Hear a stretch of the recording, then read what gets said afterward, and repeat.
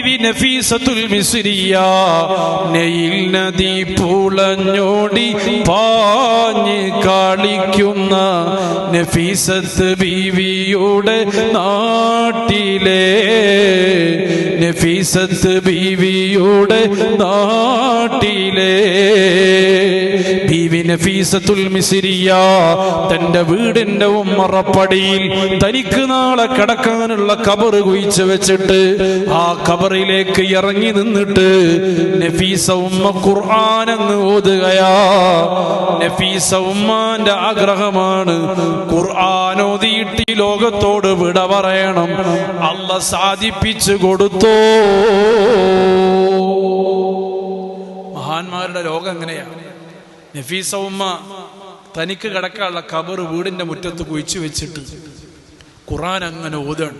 ഉമ്മാന്റെ ആഗ്രഹം എനിക്ക് മരിക്കുമ്പോ ഖുർആൻ ഓതി മരിക്കണം. അള്ളാഹു സാധിപ്പിച്ചു കൊടുത്തു. അവരൊക്കെ എത്രയാ ഖുർആൻ ഓതിയത്? ഇപ്പൊ മാങ്ങാട്ടൂരുപ്പാപ്പന്റെ ചാരത്ത നമ്മൾ അള്ളാന്റെ ഔലിയാക്കന്മാരെന്ന് പറഞ്ഞാൽ എന്താ നിങ്ങൾ വിചാരിച്ചു?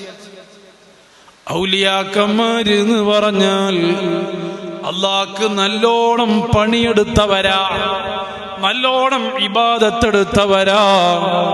മഹാനായ ഔലിയാക്കളെ നേതാവായ മുഹിയുദ്ദീൻ ശൈഖ് തങ്ങളെ ഖുർആനോ തങ്ങനെയാ.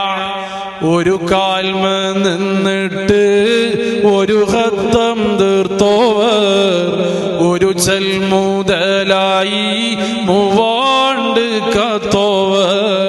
ബിൽ കുത്ബി റബ്ബാനി വൽ ഗൗസി സമദാനി നജ്ജീനാ മിൻ കുല്ലി.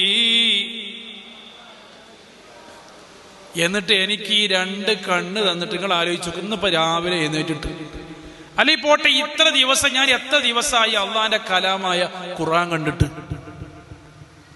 ഓതാൻ സമയം നോക്കിയാൽ തന്നെ കൂലി കിട്ടുന്ന ഖുർആൻ ഈ 2 കണ്ണുകൊണ്ട് ഒരു ദിവസം എനിക്ക് ഓതാൻ കഴിയണില്ലെങ്കിൽ എന്റെ അവസ്ഥ എന്ത്? റമദാൻ നമ്മളെ പടിവാതിരിക്ക് എത്തണം. അള്ളാഹു നമുക്ക് ധാരാളം ഖുർആൻ ഓതാൻ തൗഫീഖ് ചെയ്യട്ടെ.